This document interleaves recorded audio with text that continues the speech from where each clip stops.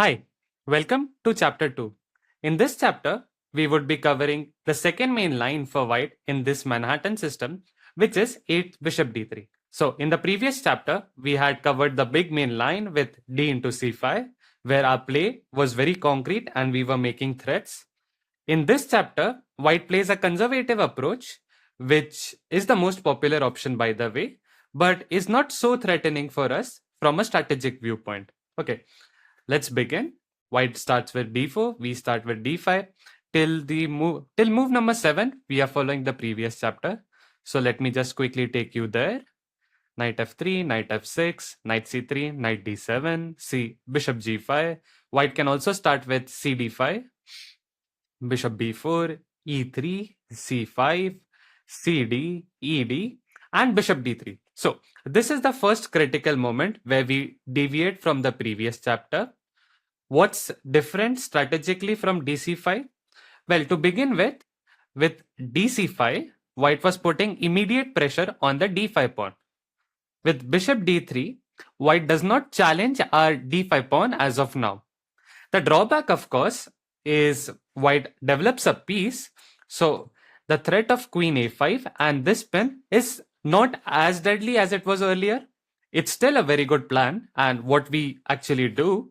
But in the dc5 line, we were able to not allow white to castle. Here, white can castle.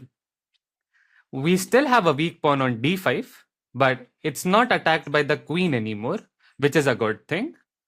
And from white's point of view, white has developed a fresh piece. So white has a slight lead in development because all the 4 minor pieces are developed.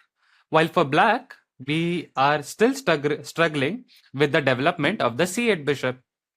All right, as we have already discussed in the previous chapter, we want to play for initiative. We want to make threats. And how do we do that here? By playing queen a5. We build pressure on the c3 knight, as well as keep an option of playing knight e4 next, attacking this g5 bishop, as well as the knight on c3.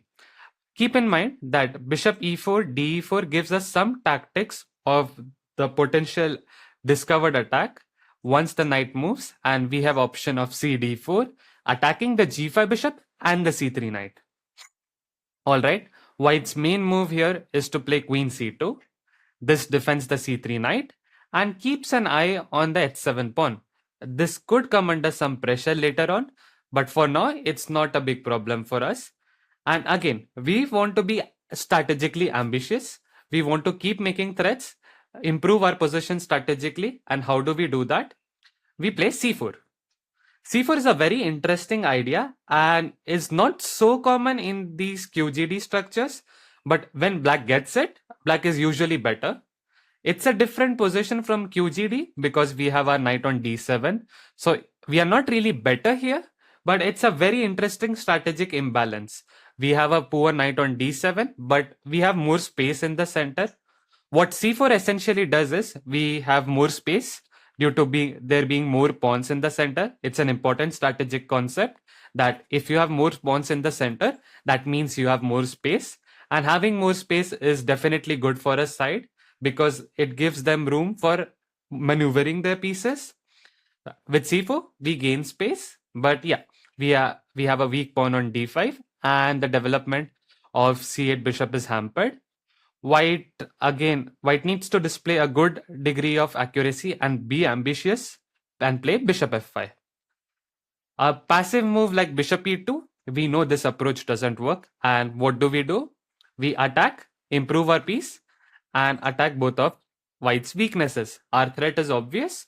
We either want to take on c3 and win material, or take on g5 and win the bishop pair. Both of the cases are absolutely pleasant for us, and we would be happy to achieve either one of them. So white needs to go bishop f5. White improves the position of the bishop, but it's a bit vulnerable on f5. We can easily attack it with g6, and there's the concept of playing knight b6 later on, exchanging of our bad bishop. It can't be played right now due to the threat of bishop f6, but we would come to that in a few moves. What do we do here? We follow the basic opening principles, we develop pieces, attack whenever it's possible, and finish our kingside development. So we castle, finish our development, and safeguard our king. White plays castle and does the same. White, there is a sideline with knight d2. What white's trying to do is guard the e4 square, but as we have already seen, the approach of playing a retreating moves in the opening stage especially is not so great, and we can exploit that. What do? We firstly play h6. This is a very common occurrence in these Manhattan lines where we play h6, force the bishop back, and then either play g5 or play something else. Usually we play g5, but there are instances when this e4 square is guarded and we can't really bring our knight to that square. In such cases, we usually don't play g5. However, h6 is still a useful move because we get an escape square for our king in the future. Even if it's not the case, if the white bishop comes to h4, it's slightly poorly placed than being on g5. Why? Because from h4, the bishop only attacks this diagonal. While if it was on g5 in this position, although it attacks this diagonal, it also attacks and controls the other diagonal. So white's bishop has slightly more room. With h6, bishop h4, the bishop is a bit misplaced. All right, and this is a very common topic.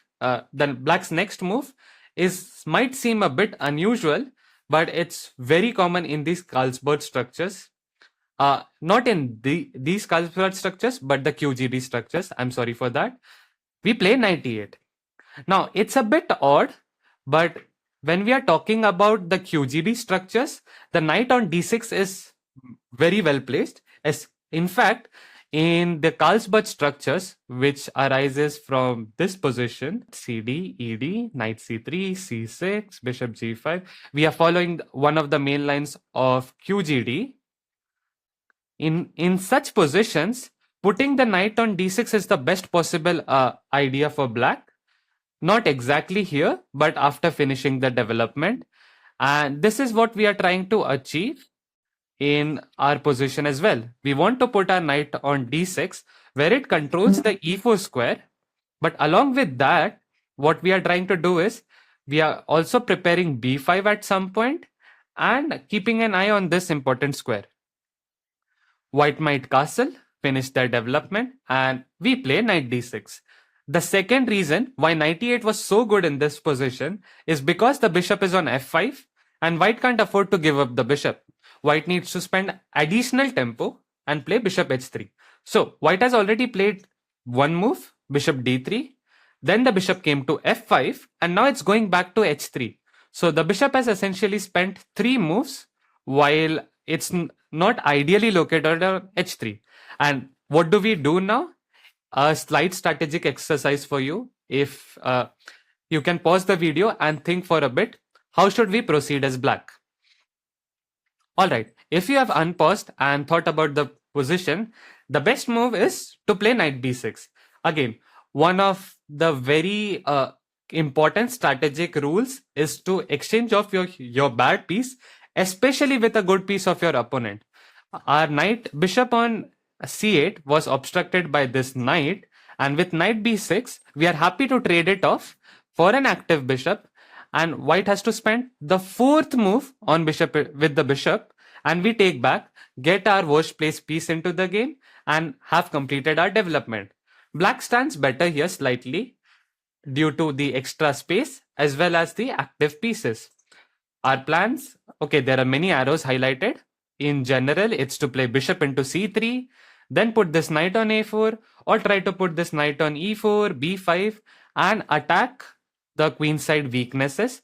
Let's say white plays a random move like h3, we take, and now this is weak, this square is weak, this square is weak, the e4 square is weak. What are we trying to do? We will try to play this, attack the c3 pawn. At the same time, we would bring our last piece in, control the e4 break, and then try to get our rooks in, either with rook e6, rook b6, or rook c6, rook b6, and try to penetrate on the queen side. All right, let's go back to the 11th move where white does not play the passive move knight d2 and instead finishes the development with short castle. Very natural. And now it's a very important moment for us. White has finished the development and has a slight lead, yeah, because of the minor pieces, while our c8 bishop is a bit restricted. So what white wants to do from a strategic viewpoint, white wants to open up the position with e4 to exploit the lead in development. And how do we stop that? We play rook e8, get one of the undeveloped pieces into the game and stop e4. Now, there are plenty of options in this move at this position, and we would start by covering the main line, which is knight d2. The other alternatives are covered in the next chapter, but let's start with the main line, knight d2. Okay, so what is white trying to do? White controls the e4 square. Now, you may ask that, hey, you just mentioned a few moves back that we shouldn't play retreating moves. Then why is knight d2 the main line? If you did ask that, I'm very proud of you. That would be an extremely logical question. And there's a subtle response to this. So, in the previous positions, what white was lacking is development. White didn't castle or did not connect the rooks and had to complete development of one of the pieces. If we look in this position, all the minor pieces are developed, the rooks are connected, and so this is the time where you either try to improve your position of pieces or restrict opponent's activity. With knight d2, okay, white doesn't improve the position of their piece, but white does restrict our activity. And if we can't play knight e4, that means we can't play knight b6 since this is anking, and we have problems with our c8 bishop. So it's a very good prophylactic move only and only when you have finished your development. So break rules, but do it at the right time, yeah, after finishing your development. In general, if you look at the games of top players, they do break rules, but that has a very concrete and important strategic detail behind it. So you break one rule and follow the other one. This position is a great example of that idea. With white knight d2, okay, white makes a retreating move, but you also stop black from finishing the development. All right, so white stops us from finishing the development. We still want to do it. How do we do that? We start by making a threatening move, g6. This gives us the g7 square for the king, where it defends the f6 knight, which gives us the leeway to play knight b6. That's one of the ideas. We also attack the bishop, so we gain a tempo. And thirdly, the other plan is to stop bishop into h7 ideas. Now, at the time of writing the course, I did not check this move out, but apparently you can also play queen a6, and this was tried by Grandmaster Arjun Erigaisi. I later went on and checked it up for a few moves, and it's quite playable too. So if you're looking for something new, you can try queen a6. The idea is very similar to what we are trying to do in the course. Black defends this f6 knight, wants to play queen c6 and then play b5, a5, gain space. At the same time, you want to play knight f8 or knight b6 and eliminate this bishop. In the game, white played rook e1. White is Grandmaster Mustafa Yilmaz, a very strong Grandmaster from Turkey. Arjun played h6, just getting the pawn out of the attack. Bishop h4 and Arjun gained space with b5. f3 was played on the board. Mustafa wants to play e4 and gain space.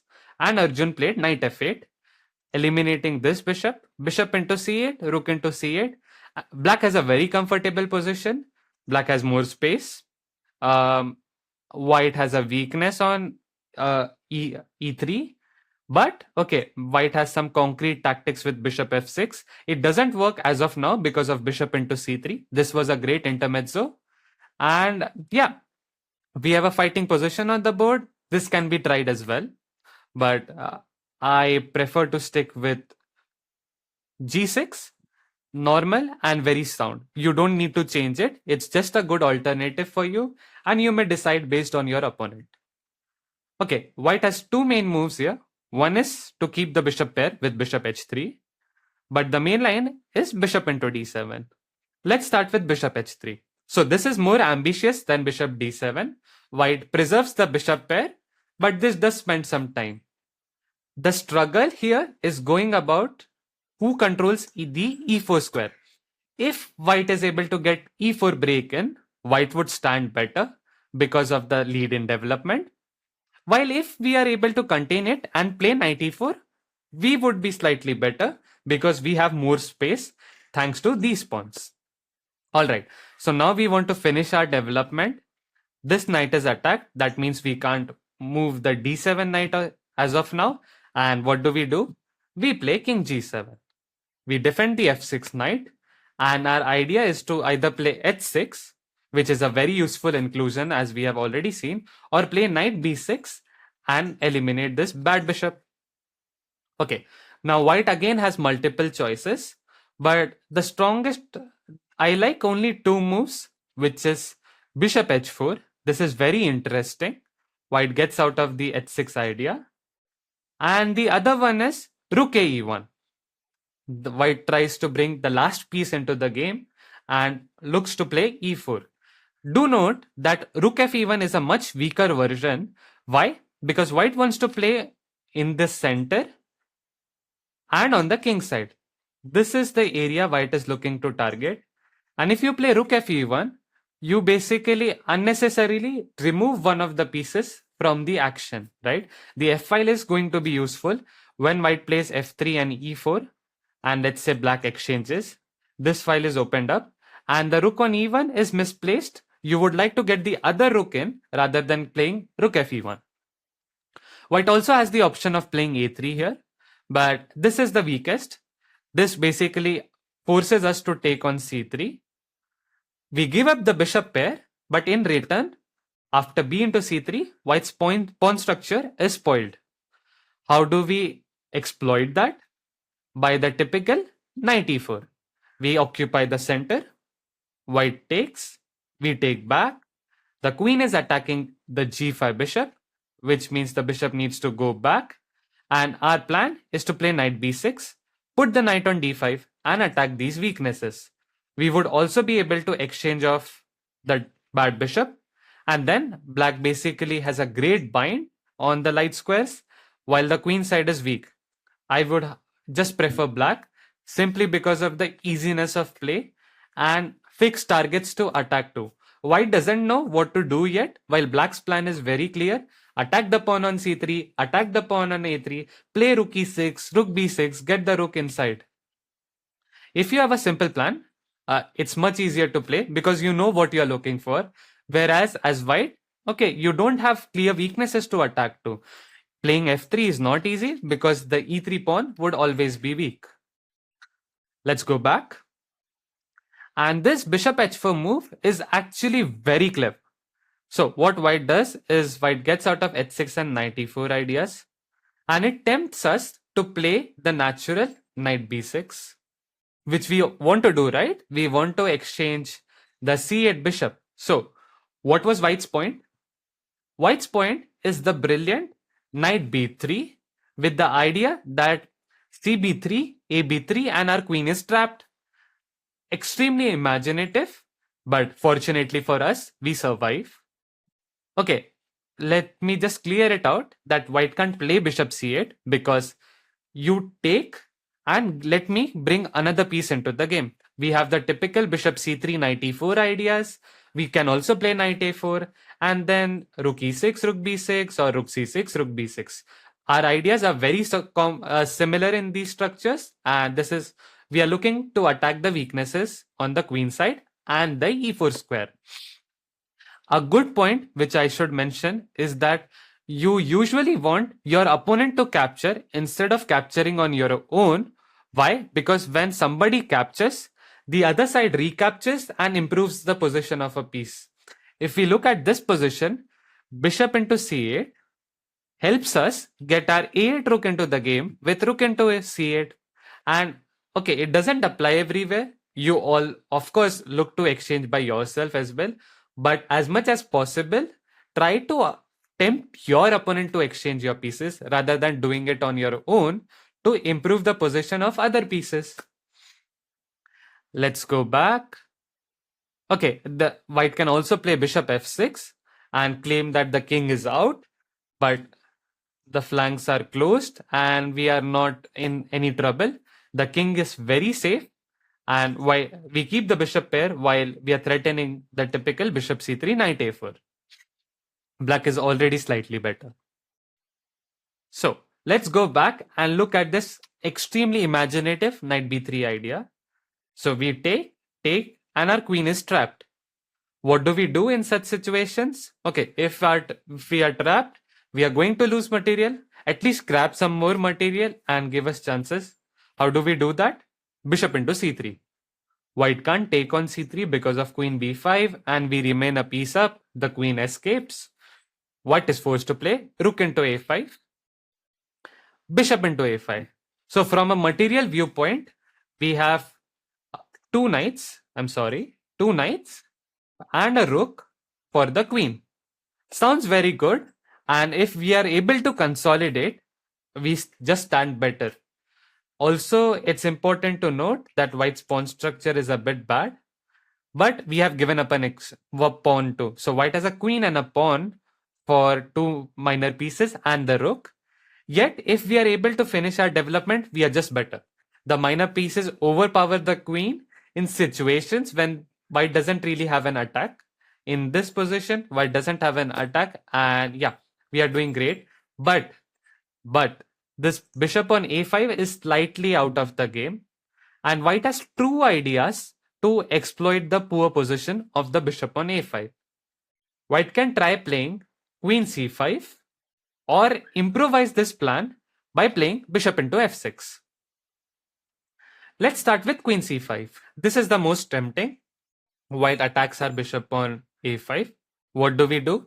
We firstly eliminate the bishop on h3, spoil white's kingside pawn structure, and exchange one of our worst placed piece. And now we exploit the poor position of white's queen and the bishop on h4. How do we do that? Black to play g5. We look to gain a piece back. If white plays bishop into g5, we have the double attack with knight e4, where we are trying to take on g5 and then play rook e6, rook g6 and attack the king. If white plays bishop g3, preserves the bishop, we play bishop d2, and our idea is to play knight e4 next, or in case of bishop e5, play rook a c8. We are not really losing the bishop, and if we are able to preserve that, we are just much better. In fact, computer already assesses it as much better for black, since white doesn't win the bishop. So let's go back.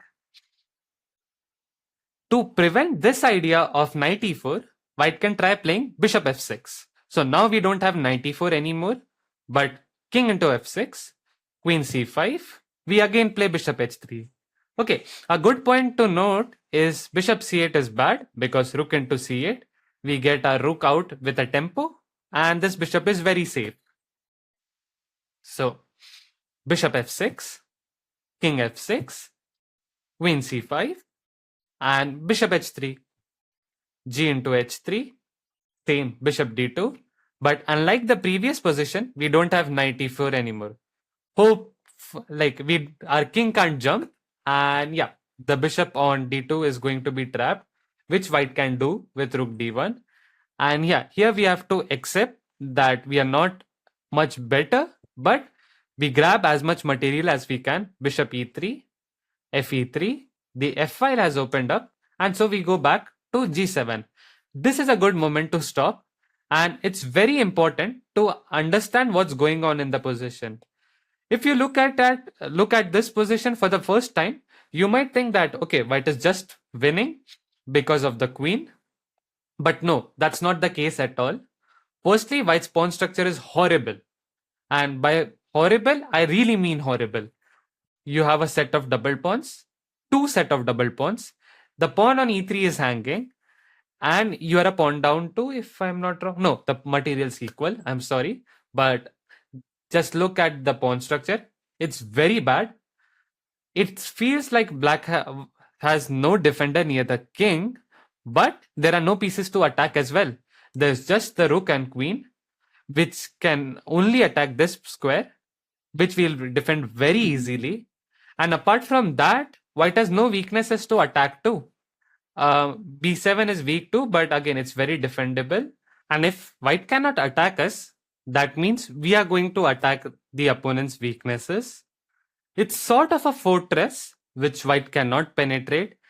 And the good thing for us is that we have three pieces, the knight and the rooks, while white has only two, which means if we attack the queen has to step back. It's not, it's a very unusual concept, and it's not really applicable in middle game positions. But when we go into the end games, in certain situations, in positions like this, the minor piece and the rook might even overpower the queen. At this point, because there are rooks on the board, white is alright. But if the rooks are exchanged, I might even prefer playing this as black, because you have weaknesses to attack to. Your pieces can constantly improve, while white needs to defend those weaknesses.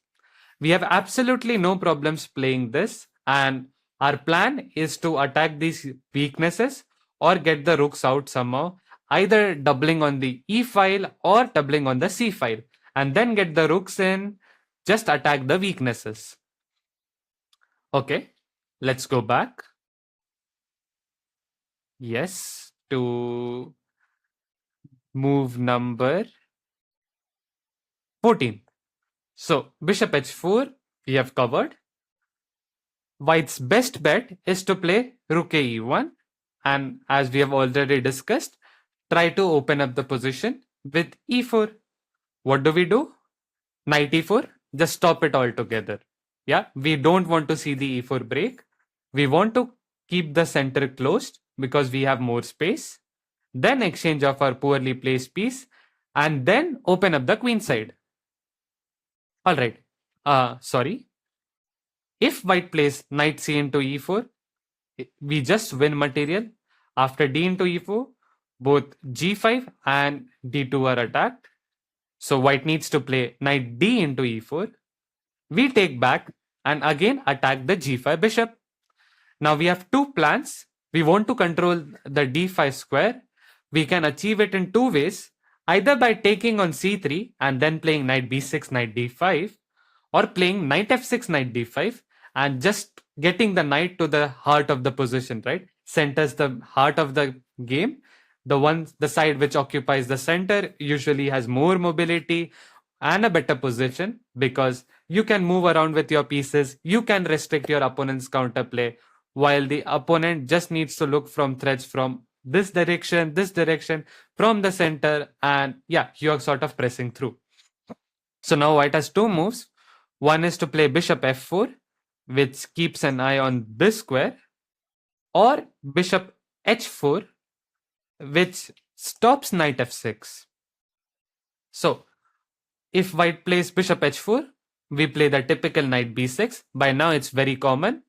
We exchange of this bishop and want to occupy the d5 square. White might take bishop into c8. We take back. The knight is under some pressure. We have got our last piece in. This pawn is not really hanging, and our plan is to take and play knight d5. Now white has a small resource with f3, trying to open up the f file so that the rook on f1 now comes into play. This is the reason why I mentioned rook e1 was stronger than rook fe1. Luckily for us, we can still keep the control of e4 square with bishop into c3. Do note that this is not great, because now white's pieces are dominating, e4 is coming, and we don't want to concede space in the center. What we do? We take on c3, eliminate one of the defenders of the e4 pawn, and now defend it with queen f5, not queen d5. Why? Because we want to keep the d5 square open for our knight. With queen f5, this is guarded. Then we want to play knight d5. And our plans is to basically attack this e3 pawn by playing ef3 at the right time. Not directly because the queen is hanging. So we might play queen e6 and then f5 and then e into f3. Okay, let's go back. We have a very comfortable position here. Let's go back to move number 16. Bishop f4. So what white does essentially is if we play knight b6, white wants to play bishop e5 check. And we are ready for that, but we don't want to give white the opportunity of giving a check, and we play knight f6. Also because the bishop on h is not on h4, that means the f6 square is now available to us. White takes because white cannot afford to have a spoiled pawn structure. We take back, and now white has two approaches. The first one is to play bishop e5, keep attack the knight, try to exploit the pin, or to open up the king side with f3. Let's start with f3. What we do, now we are forced to take on f3. If we play this here, it's possible, but white has the option of bishop e5, and it didn't sound too convincing to me. So what I propose is to take on f3. White takes back, and now we take on c3, bc3, and knight e4. That was the whole point. The very essence of this is that if we are able to keep the control of the center, we are better. Again, the fight's revolving around center. The side which occupies it is usually better. And if we are given one more move, either with queen d5 or f5, we are dominating the board. White has a resource though, which is bishop e5. And white's claiming, hey, I'm winning the bishop on e4 on the next move. What do? We sacrifice an exchange to maintain this knight and win a passed pawn. Now, white has two options again. One is to take on c3, and the other one is rook into f7, which keeps the balance. That's the better move, because with rook f7, king f7, white firstly plays rook f1 check because this was hanging, king g8, queen e4, and white has enough activity for a perpetual check. We play queen d3, and our claim is to push this pawn. White has nothing better to get a perpetual check here, but okay, white's white. They have the first move, and if white plays so accurately, we have to agree to a draw. If white is a bit more ambitious or doesn't find this elegant rook into f7, white players may play queen into c3. And this is where we get our chance. We play knight into c3, and now we have a passed pawn. In fact, we have a 3 versus 1 majority on the queen side, which means our play is very simple. We just want to push pawns and make them a queen. So what does white do? White probably tries a3, and then we go b5 with the simple idea of playing a5, b4, just pushing on the queen side. White can't really exploit this 4 versus 3 majority on the king side. Why? Because these are a set of doubled pawns, which means there is no possibility of creating a passed pawn. While for black, it's just easy. Push a5, push b4, and then white is staring at 2 passed pawns, not just 1, but 2, and very advanced passed pawns. Black is already much better here, even though from a material perspective, we are slightly down. But just the sheer strength of these passed pawns should be enough to convince you that, just go and crush them here. So let's go back to move number 18. White might try bishop e5 and pin our f6 knight. What do? Again, we don't want to give up the control of the center. Why? Because the side controlling the center has more mobility in most of the cases. And so, we play rook into e5. The idea, very simple. d5, queen e5, and I am maintaining the control of the center. So, after this position, we have two ideas. One is launching an attack with h5 and knight g4 on this king.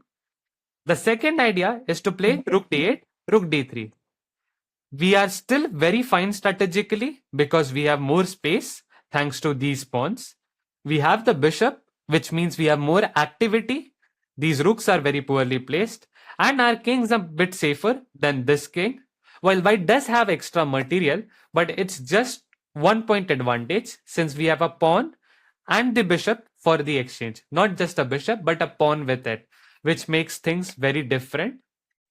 So our idea is to play rook d8, rook d3 and improve our position further. White can try preventing it with rook d1 and we play bishop a5. This is a very strong move. Why? White was threatening to exchange off our active queen, and with bishop a5, what we are doing is we are preventing queen d2 because of rook d8. Now white can give up the queen, and if the queen goes back, now we pierce through white's position to the d3 square. So we also have the threat of playing b5 here. White might try playing something like a4 to stop that, but we have h5.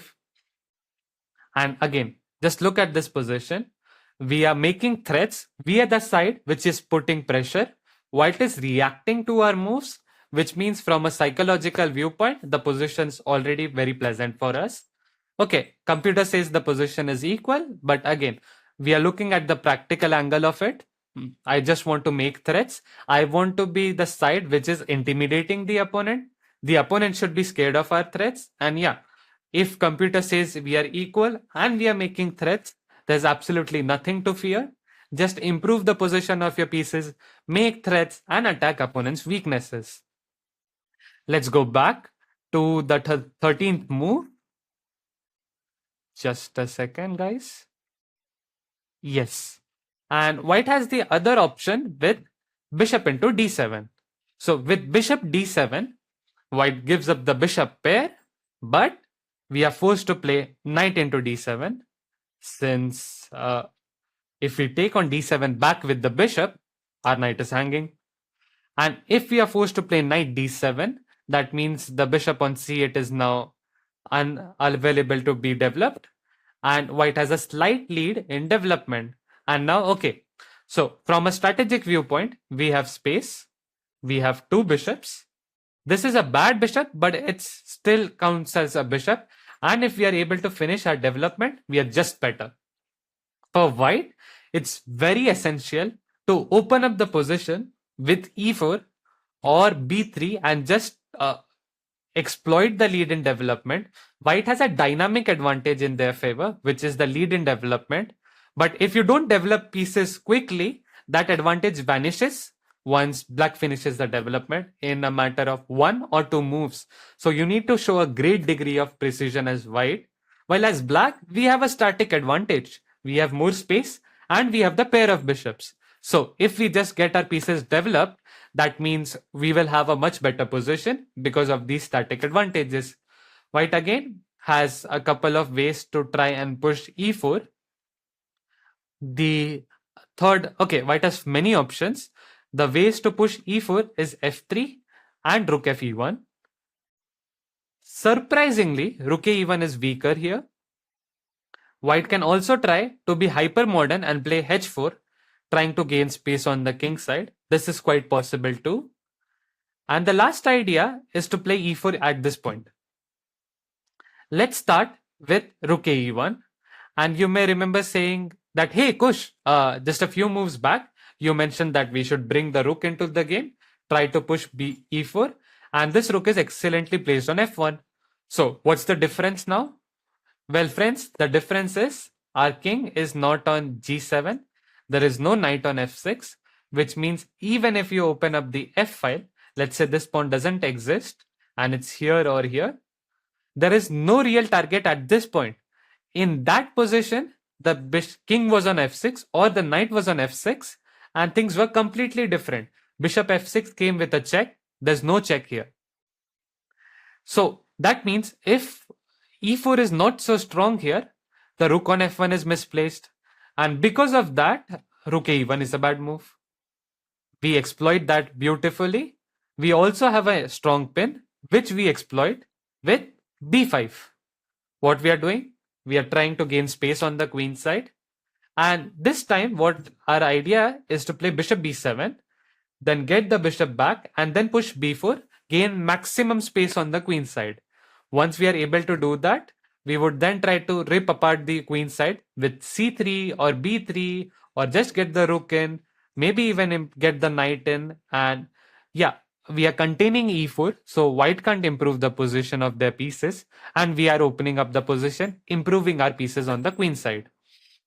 So white may try f3, but we still play bishop b7, control this, and yeah, our threat is bishop f8 and pushing b4. Also, pair of bishops are excellent in open positions. So even if white manages to get e4 in, we have moves like d4, fe4, queen b6, or queen b6 directly attacking this pawn with the threat of queen d4. And yeah, the position gets opened, the better it is for us because we have the pair of bishops. Let's go back. So instead of rook e1, f3 is a very logical. White is trying to play e4, doesn't get in this pin, and open up the position for the f1 rook. Now, what do? We play the very smart bishop f8. We can't play b5 yet because this rook is on a1, and white exploits this with a4, and now this rook comes into the play. So this is something which we can't do. We go back, we play bishop f8, and the idea are, okay, there are a couple of ideas.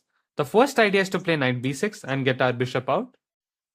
The second idea is if white plays e4, we have d4, and the bishop on g5 is hanging. So it's not easy for white to recapture with the pawn. White needs to take with the knight, and that means white doesn't have a good pawn structure. This pawn is weak, and our bishop on g7 is excellently placed to attack that. Okay, we'll check this line later on. Let's look at white's alternatives at this position. If white plays a3 with the idea of playing b4 and exploiting the hanging pawn on d5, we play knight b6. We can't play bishop g7 now because of b4 and we lose a pawn. Always be aware of hanging and vulnerable pieces and pawns. They are a point of concern for both the position sides. And usually what happens is, in a tactics happen because of two reasons. One is hanging pieces and pawns, and the second is tactical motives. So if you just keep an eye for hanging pieces, you would be aware of what your opponent wants to do. Similarly, you should keep an eye on your opponent's hanging and pieces and weaknesses too, so that you can target those. Let's go back. Knight b6. We defend this pawn, and we are ready to play bishop e6, bishop g7, or bishop f5, finish our development, after which we stand better due to the statical advantages in our favor, namely being the bishop pair and space. So white might try playing e4, try to gain more space, and the reason of bishop f8 is now clear. We play bishop g7 and attack the d4 pawn. White plays bishop e3, defends the pawn.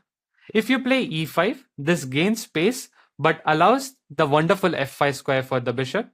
Now we are already better. Okay, there are multiple plans. The simplest one is to play knight d7, f6, challenge this pawn, exchange of a few pieces, and then attack the pawn on d4. White's main problem is that the knights are not well placed, especially the one on d2. This bishop is fabulously placed, and the pawn on d4 is a big weakness. Let's go back. So instead of e5, white may play bishop e3. But now, okay, we might play bishop e6, but I like bishop d7 more. Why? I am keeping the e file open for the rook. So look at the position from a strategic viewpoint. What I am trying to do is use all of my pieces. I want to keep all of them active and not just focus on one or two pieces. Chess is about getting all of your pieces into the game. The more pieces there are to attack, the more active they are, the more threats you would be creating, and it would be getting harder for your opponent to defend against those threats. All right. let's go back. If white plays rook e1, again, we play the typical bishop g7. Next move, knight b6, bishop e6, finish the development. And yeah, just attack this pawn maybe, get your rook out. And yeah, white can't play e4 very easily. Let's go back. So f3, bishop f8 and e4. This was the cornerstone of white's strategy, starting with f3. But as we have already seen, d into e4, the bishop on g5 is hanging, which means white needs to play knight d e4. Knight c4 is possible too, but this looks a bit weaker, especially with this bad knight on d2. White wants to activate their army too, right? White wants to bring all of the pieces into the game. The knight on c3 is fine, but the d2 knight is bad, and so you want to play knight d into e4. If you play knight c into b4, in e4, I'm sorry, we play b5 with the idea of playing either bishop b7, f5, bishop g7, queen b6, attacking the weakness on d4 and keeping the pawn on c4 guarded. Black has more space. Black has the pair of bishops. So there's absolutely nothing to worry about. And black has a target to attack to the pawn on d4. So knight d into e4. We play f5. Again, we push the knight back from an active square. The game is all about activity, right? We want to keep our pieces active, but at the same time, we don't want our opponent to keep their pieces active. Knight g3. And now knight's already a bit misplaced. We play knight b6. The knight's coming to d5. The bishop is coming to e6. And yeah, the bishop's coming to, g7. We are attacking. And as soon as we finish development, we stand better.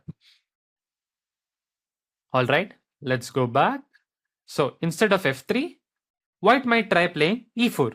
This is quite popular, but it's a bit weak and we get off our problems, or rather solve them very easily. What do? We play bishop into c3. Eliminate one of the defenders of the e4 pawn. White takes back. If white takes with the b pawn, we take with the e pawn. And yeah, the queen's hang attacking the bishop. We are winning material. Okay, if you play knight e4, I guess the move is queen f5, but yeah, let me just switch on Stockfish real quick. I forgot what it was. Oh yeah, you play rook into e4. So sorry. It should be very much visible, but I guess that's the problem of being a coach. You miss simple things which only come by pattern recognition. The more positions you solve, the more shape you are in, the better you see those things. Queen e4, queen g5, and yeah, you have pair of minor pieces, and we have a big material advantage. We are winning. If white plays bishop f4, we just play queen d5 and keep the extra pawn. We have a slight material advantage, and black seems to be slightly better.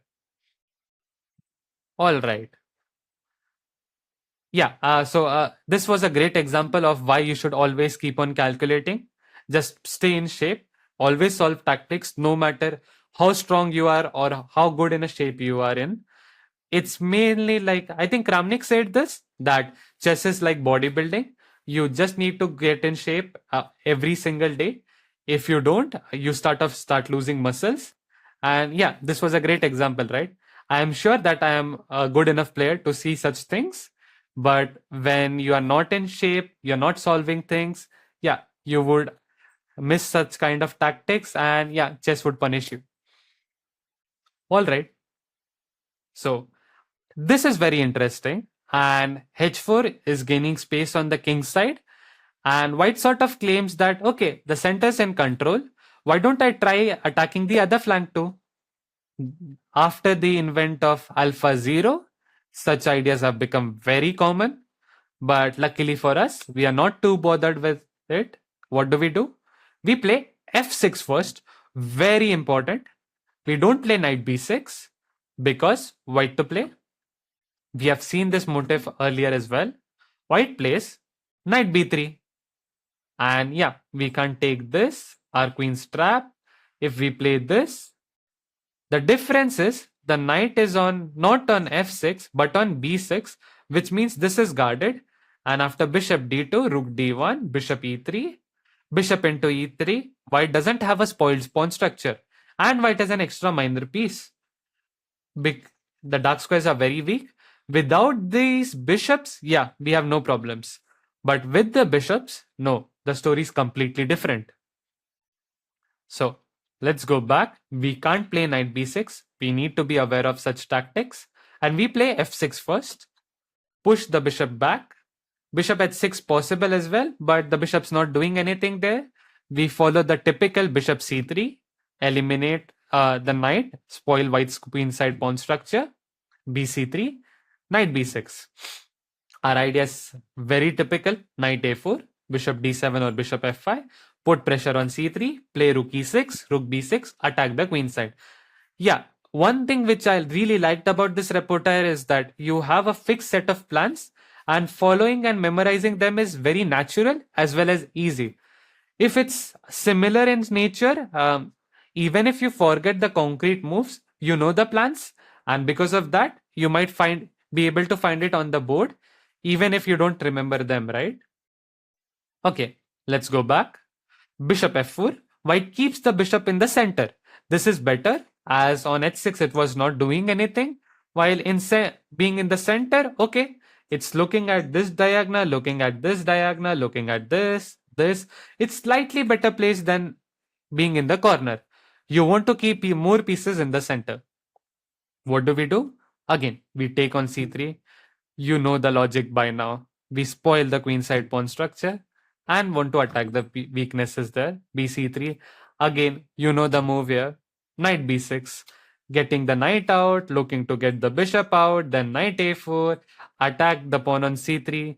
I guess Tessable should just, copy this phrase and then paste it everywhere.